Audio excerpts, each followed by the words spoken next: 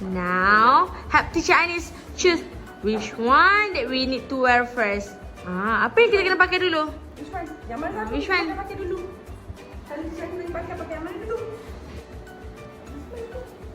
Okay, sit down. Please sit down. Okay.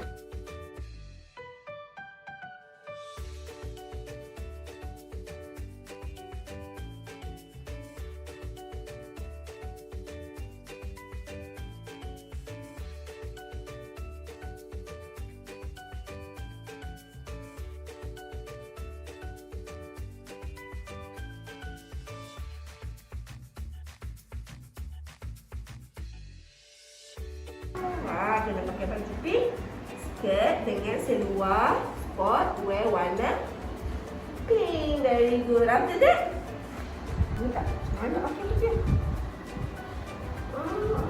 Okay. Okay, Chinese help. Okay.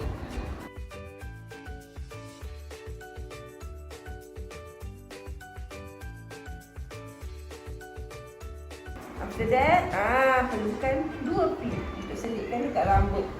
Dia punya cekak tu dengan rambut. Okay. 1 and 2 untuk mengelakkan scarf ni jatuh. Okay, 2 pin. And last one, we need the what's that? The wheel.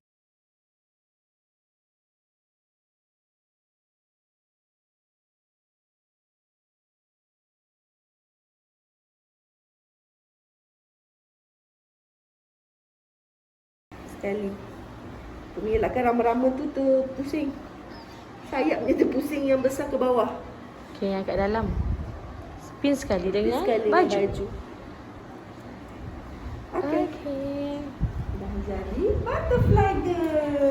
Turn around. Turn around, sayang. Smile, smile, smile. Turn around. Turn around. Pusing. Pusing. Yay, I can smile pink.